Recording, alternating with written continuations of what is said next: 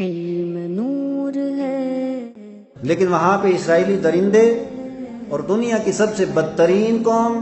وہ آج بھی فائرنگ کر کے وہاں مسلمانوں کو دائمی موت کی نیند سلا رہی ہے۔ آج بھی مسلمان وہاں پہ شہید ہو رہے ہیں، لیکن امت اتنی بے حس ہو گئی ہے، نہ کوئی آواز اٹھاتا ہے، نہ کوئی بات کرتا ہے۔ اور جو آدمی ہمت و جرت کے ساتھ بات کرتا ہے، پھر ہمارے لوگ بھی منہ اسی کے خلاف کھولتے ہیں۔ آج جو غیرت کی بات کر دیتا ہے وہ دنیا کا فسادی آدمی کہلاتا ہے۔ لیکن ایک بات یاد رکھیے کہ صبح قیامت تک ظالم جتنا ظلم کر لیں، اسلام کل بھی زندہ تھا، اسلام آج بھی زندہ ہے، اسلام تا قیام قیامت زندہ رہے گا۔ اس لیے کہ اسلام یہ کسی انسان کی چلائی ہوئی تحریک نہیں ہے، رب کا بھیجا ہوا دین ہے۔ آج کل جو احساس کمتری کا لوگ شکار ہے نا، وہ کہ ڈی سی صاحب کے پاس جاتے ہیں، ساتھ میں فوٹو کھنچواتے ہیں، پھر فیس بک کے اوپر اسے شیئر کرتے ہیں کہ میں کوئی معمولی آدمی نہیں ہوں، ڈی سی کے ساتھ میرے رابطے ہیں۔ اور اگر کوئی ایل جی کے ساتھ چلا جائے وہ تو شاید زندگی کی معراج سمجھتا ہے۔ اور اسی طریقے سے اگر کوئی پی ایم کے ساتھ دھولا بھٹکا وہاں پہنچ جائے، پھر جناب مت پوچھئے، وہ سمجھتا ہے کہ میں پتہ نہیں کہاں پہنچ گیا ہوں۔ تو یہ تو آج دنیاوی لوگوں کے ذہنی پستی کی بات ہے، یعنی کسی بڑے جو دنیاوی اعتبار سے بڑا ہو اس کے ساتھ وہ مصافحہ کرنے کے بعد وہ پھولا نہیں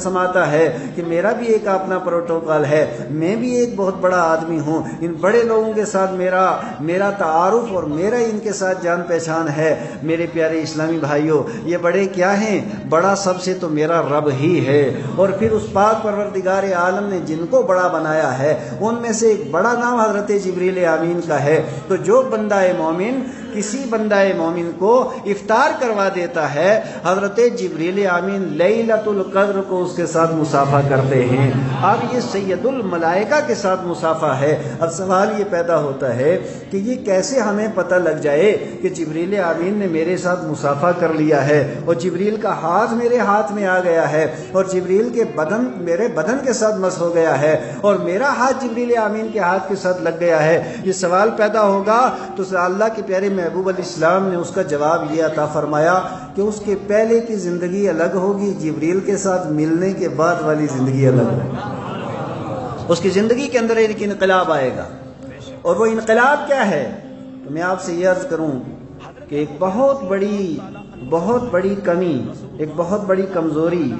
اور ایک انسان کی فطری کمزوری بھی ہوتی ہے، اور عمل کی بنیاد پہ بھی یہ کمزوری انسان کے اندر ودیت کر دی جاتی ہے کہ انسان فطرتاً یہ سنگ دل واقع ہوا ہے، دوسرے کے دکھ کو وہ اپنا دکھ نہیں سمجھتا ہے، دوسرے کے درد کو اپنا درد نہیں سمجھتا ہے، دوسری کی پریشانی کو اپنی پریشانی نہیں سمجھتا ہے، اور دوسرا کتنی تنگی تکلیف میں اس کو وہ اپنی تنگی اور تکلیف نہیں سمجھتا ہے۔ یہ اللہ تبارک و تعالیٰ کی طرف سے ایک طرح کا عذاب ہے، کیونکہ مرد مومن، بندہ مومن وہ ہے کہ اگر ایک مسلمان کو درد مند دیکھے تو اس کا دل تڑپ جانا چاہیے، اگر کسی کو دکھی دیکھے وہ خود بھی دکھی ہو جانا چاہیے، اگر کسی کو پریشانی کے عالم میں دیکھے تو وہ خود بھی پریشان ہو جانا چاہیے۔ یہ اللہ کے پیارے محبوب صلی اللہ تعالیٰ علیہ وسلم کی ہمیں تعلیمات ہیں، یہ اللہ کے پیارے محبوب علیہ الصلوۃ والسلام کا یہ ہمیں طریقہ ہے۔ یہ الگ بات ہے، یہ تو اتنی بات ہوتی کہ دوسرے کے اوپر دل نہ دکھتا تو پھر بھی اس کو غنیمت سمجھا جاتا، لیکن آج ہمارا معاشرہ اس پستی کے اندر جا چکا ہے، ہماری سوسائٹی اس گہری کھائی کے اندر گر چکی ہے کہ آج اگر کسی کو تکلیف ہو تو ہمیں راحت محسوس ہوتی ہے، آج اگر دوسرا درد مند ہو تو ہمیں بڑا سکون ملتا ہے، آج دوسرا اگر پریشانی کے عالم میں ہو تو ہمیں ایک طرح کا کیف و سرور حاصل ہوتا ہے کہ یہ پریشانی میں ہے۔ تو یہ بات یاد رکھیں کہ جو آدمی دوسرے کو دکھ کو دیکھ کر کے، چاہے وہ دشمن ہی کیوں نہ ہو، اگر وہ اپنے اندر خوشی محسوس کرے تو وہ یہ سمجھ لے میرے رب نے مجھے چھوڑ دیا ہے اور میرا ٹھکانہ جہنم کے علاوہ کوئی دوسرا مقام نہیں ہے۔ حضرات گرامی، مومن نرم دل ہوتا ہے۔ اب اللہ کے پیارے محبوب علیہ الصلوۃ والسلام نے جو ارشاد فرمایا کہ دیکھیں کہ جس وقت جبریل امین آ کر کے مصافحہ کریں گے نا، اس کی جو نبی پاک صلی اللہ تعالی علیہ وسلم نے جو اس کی نشانی بتائی ہے کہ ومن صافحہ جبریل علیہ السلام یرق قلبہ وتکثر دموعہ، دو چیزیں ہوں گی اس کے بعد جس دن جبریل امین مصافحہ کر لیں گے، ایک تو اس کا دل نرم ہو جائے گا، اور دوسرے اس کی آنکھوں سے آنسو جاری ہو جائیں گے۔ یہ آنکھوں سے آنسو جاری ہو جانا یہ اللہ کی عظیم نعمت ہے، یہ جلیل نعمت ہے، یہ اللہ پاک کا کرم ہے، اس پاک پروردگار عالم کی عظیم ترین عنایت ہے کہ انسان کی آنکھوں سے آنسو جاری ہو جائیں، اس لیے کہ انسان گناہ کرتا ہے، یہ انسان کی فطرت میں داخل ہے۔ کوئی اگر انسان ہو اور پھر وہ کہے کہ میں گناہ نہیں کروں گا تو مجھے لگتا ہے وہ انسان نہیں ہے۔ انسان ہوگا وہ گناہ ضرور کرے گا، انسان ہوگا وہ عصیاں ضرور کرے گا، انسان ہوگا وہ ہر طرح کے گناہوں کے اندر مبتلا ضرور رہے گا، انسان کی فطرت کے اندر داخل ہے۔ لیکن گناہ کرنے کے بعد اکڑنا شیطان کا کام ہے، اور گناہ کر لینے کے بعد جھکنا یہ مرد مومن کا کام ہے۔ اور جو گناہ کے بعد جھک جاتا ہے اور اللہ کی بارگاہ سے وہ معافی کا خواستگار ہوتا ہے، وہ توبہ و استغفار کر لیتا ہے اور خدا کی طرف رجوع کر لیتا ہے، اور رجوع کرنے کے بعد اللہ تبارک و تعالی کی بارگاہ میں وہ توبہ کرتا ہے، اور توبہ استغفار کرنے کے بعد اگر اس کے آنکھ سے ایک معمولی سا، بلکہ حدیث شریف میں ہے ایک مکھی کے پر اتنا آنسو نکل آتا ہے، پھر اللہ تبارک و تعالی اس کے بڑے بڑے گناہوں کو معاف فرما دیتا ہے۔ اللہ کے پیارے محبوب نے ارشاد فرمایا کہ اللہ کا کرم اس بندے کے اوپر ہوتا ہے جس سے جبریل امین مصافحہ کر لیں تو پہلی بات اس کا دل نرم ہو جاتا ہے، اور دوسری بات یہ ہے کہ اس کی آنکھوں سے آنسو جاری ہو جاتے ہیں، اور جب آنکھوں سے آنسو جاری ہو جاتے ہیں پھر اس کے گناہ جتنے بھی ہوں اللہ تبارک و تعالی ان سارے گناہوں کو ان آنسوں کی برکت سے معاف فرما دیا کرتا ہے۔ اور اللہ کے پیارے محبوب علیہ السلام نے ارشاد فرمایا قال فقلت یا رسول اللہ، راوی کہتے ہیں میں نے آقا کریم علیہ السلام کی بارگاہ اقدس کے اندر عرض کیا یا رسول اللہ صلی اللہ تعالی علیہ وآلہ وسلم، حضرات گرامی میں یہاں پہ آپ سے ایک سوال کروں گا اور میرے اس سوال کا آپ جواب دیں، اور جواب دینے کے بعد میں حدیث پاک پوری کر دیتا ہوں۔ مجھے آپ ایمانداری سے بتائیے اللہ تبارک و تعالیٰ نے اس وقت جو ہمارے اوپر رزق کے دروازے کھولے ہیں، اللہ تبارک و تعالیٰ نے جو رزق کی وسعت اور برکت اس وقت عطا فرمائی ہے یہ اس سے پہلے کے ادوار اور پہلے کے زمانوں کے اندر نہیں تھی۔ آج تو خدائے قدوس کا اتنا کرم ہے، مجھے آپ ایمانداری سے بتائیے کہ کتنے ایسے لوگ ہیں جو کسی ایک کو کھانا نہ کھلا سکیں، کتنے ایسے لوگ ہیں جو کسی ایک بندے کی افطاری نہ کروا سکیں۔ اس وقت تو اللہ تبارک و تعالیٰ نے اتنا کرم فرمایا کہ ہر بندہ ایک دو نہیں 10-20 نہیں بلکہ 100-200 کی بھی آرام سے کھانا کھلا سکتا ہے، لیکن وہ دور بڑا اسرت کا تھا، وہ دور بڑا غریبی کا تھا۔ اس وقت کا عالم یہ تھا کہ میں جب حدیث کی کتابیں پڑھتا ہوں تو بسا اوقات ہماری آنکھیں اشکبار ہو جاتی ہیں۔ نبی مکرم صلی اللہ تعالی علیہ وسلم کے صحابی ہیں، آقا کریم علیہ الصلوۃ والسلام نے ان کی نماز جنازہ پڑھائی۔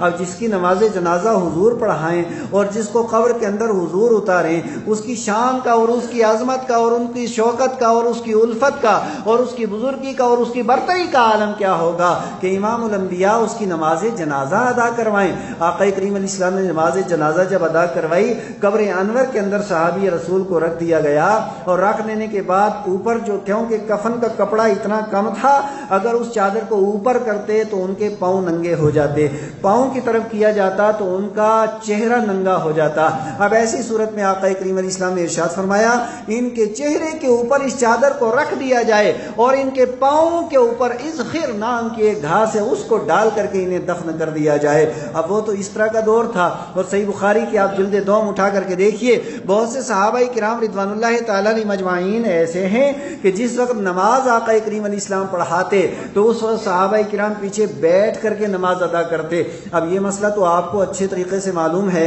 کہ اگر انسان کو کوئی عذر نہ ہو تو انسان بیٹھ کر کے نماز نہیں ادا کر سکتا ہے، انسان کو کھڑے ہو کر کے نمازیں ادا کرنی ہے، فرض کھڑے ہو کر کے، بلکہ یہاں تک کہ فرض کے اندر قیام فرض ہے، اگر وہاں ٹیک لگانا پڑے تب بھی وہ کھڑا ہو کر کے قیام کرے گا، کسی کا سہارا لینا پڑے تب بھی کھڑے ہو کر کے وہ قیام کرے گا۔ لیکن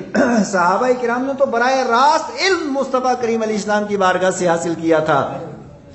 لیکن یہ صحابہ کرام مسجد نبوی کے اندر وہاں پہ بیٹھے ہیں لیکن اس کے باوجود بیٹھ کر کے نماز ادا کر رہے ہیں۔ اس کی وجہ کیا ہے، علت کیا ہے؟ تو اس کی علت یہ ہے کہ کپڑا اتنا کم ہوتا تھا، اگر وہ کھڑے ہوتے تو ستر عورت ننگا ہو جاتا، اس وجہ سے بیٹھ کر کے نماز ادا کرتے، اور ایسی صورت میں بیٹھ کر کے نماز ادا کرنے کا حکم ہے۔ یعنی میں آپ سے یہ عرض کروں کہ وہ دور ایسا تھا کہ جہاں فقر و فاقہ بھی ہے، جہاں پہ اسرت بھی ہے، ناداری بھی ہے، غربت بھی ہے، افلاس بھی ہے، یہ ساری چیزیں ہیں۔ اسی وجہ سے صحابی رسول نے مصطفیٰ کریم علیہ السلام کی بارگاہ اقدس کے اندر یہ عرض کیا، افرأیت من لم یکن عندہ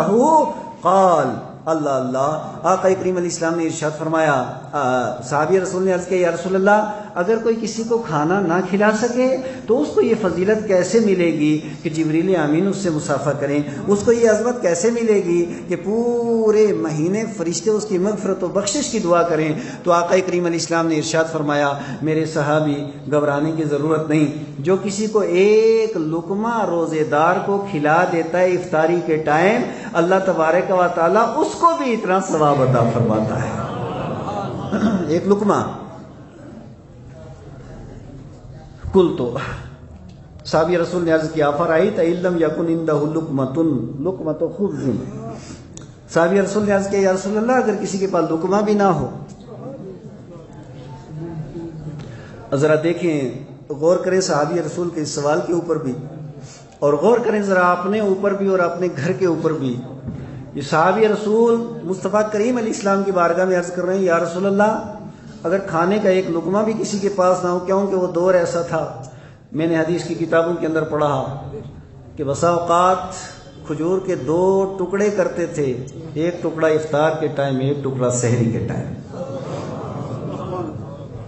صحابہ کرام نے، اور بھی بہت کچھ میں سنا سکتا ہوں، صحابی رسول عرض کر رہے ہیں یا رسول اللہ، اگر کھانے کا لقمہ بھی اس کے پاس نہ ہو، آج بھی دنیا کے اندر اس طرح کے حالات ہیں، لیکن یہ الگ بات ہے کہ آج امت کی خرافات کے اندر کھو گئی۔ آج ہمیں فکر نہیں کہ معاشرے و سماج اور امت کے ساتھ کیا بیت رہی ہے۔ وہ فلسطین کے بھی تو ہمارے بھائی ہیں کہ سیر و افطار کے اندر، ماہ رمضان کے اندر سارے لوگ خوش ہوتے ہیں کہ افطار کے اندر عجیب طرح کی لذت ہوتی ہے، سحری کے ٹائم عجیب طرح کا نور ہوتا ہے، لیکن وہاں پہ اسرائیلی درندے اور دنیا کی سب سے بدترین قوم،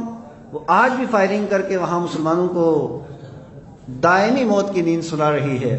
آج بھی مسلمان وہاں پہ شہید ہو رہے ہیں، لیکن امت اتنی بے حس ہو گئی ہے، نہ کوئی آواز اٹھاتا ہے، نہ کوئی بات کرتا ہے، اور جو آدمی ہمت و جرت کے ساتھ بات کرتا ہے، پھر ہمارے لوگ بھی منہ اسی کے خلاف کھولتے ہیں۔ آج جو غیرت کی بات کر دیتا ہے وہ دنیا کا فسادی آدمی کہلاتا ہے، جو ہمت و جرت کی بات کرتا ہے اس کو بھی دنیا فسادی کہلاتی ہے۔ لیکن ایک بات یاد رکھیے کہ صبح قیامت تک ظالم جتنا ظلم کر لیں، اسلام کل بھی زندہ تھا، اسلام آج بھی زندہ ہے، اسلام تا قیام قیامت زندہ رہے گا،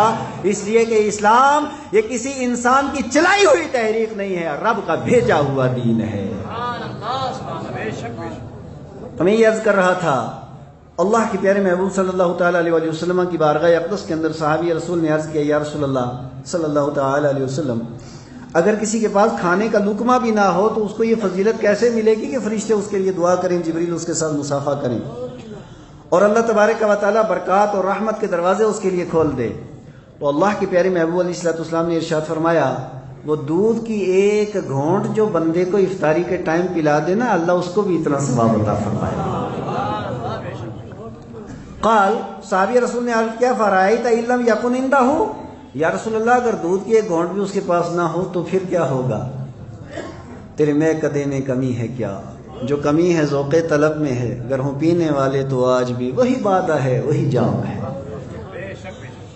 اللہ کے پیارے محبوب صلی اللہ علیہ وسلم کی بارگاہ اقدس کے اندر یہ تیسرا سوال کیا انہوں نے، یا رسول اللہ صلی اللہ علیہ وسلم، کھانا نہ ہو، ایک لقمہ نہ ہو، دودھ کی ایک گھونٹ کا، یا رسول اللہ دودھ کی گھونٹ بھی اگر نہ ہو کسی بندے کے پاس تو اس کو یہ فضیلت و عظمت کیسے ملے گی؟ تو اللہ کے پیارے محبوب صلی اللہ تعالی علیہ وسلم نے ارشاد فرمایا، فشربۃ من ماء، جو بندہ ایسے پانی بھر کے نا ایک گھونٹ دوسرے کو پلا دیتا ہے نا افطاری کے ٹائم، اللہ تعالیٰ اس کو بھی اتنا ثواب عطا فرماتا ہے، اس کو بھی اتنا ثواب عطا فرماتا ہے۔ آپ نے اس حدیث پاک کے اوپر غور کیا کہ اس کی فضیلت و عظمت اپنی جگہ، یہ ایک پلانے والا یہ بھی تو روزے والا ہے، اور پانی پینے والا یہ بھی روزے والا ہے۔ آپ سمجھیں ذرا کہ ایک روزے والا پانی کا گلاس اٹھا کر کے دوسرے کو دے رہا ہے، بس اتنا ہی کام ہے، اس سے زیادہ کام تو نہیں ہے، لیکن اتنا کام ہے، اس سے زیادہ کام نہیں کہ اسی روزے دار کو پانی کا گلاس اس نے دے دیا، لیکن اللہ کے پیارے محبوب صلی اللہ تعالیٰ علیہ وسلم نے اتنا کرم، اللہ کے پیارے محبوب صلی اللہ تعالیٰ علیہ وسلم کی اس حدیث پاک کے مطابق اللہ تبارک و تعالیٰ نے اس پہ اتنا کرم فرمایا کہ ایک گلاس دوسرے کو دے دیا، ایک پانی کی گھونٹ پلا دی، اب آسمان کے فرشتے اس کی مغفرت و بخشش کے لیے دعا کر دیتے ہیں، اللہ کی طرف سے ڈیوٹی لگ جاتی ہے، جبریل ذرا اس کے ساتھ جا کے مصافحہ کرنا لیلۃ القدر کو۔ حضرات گرامی، اس سے آپ سمجھ سکتے ہیں کہ ایک روزے دار کی فضیلت و عظمت رب قدوس کے نزدیک کتنی زیادہ ہے۔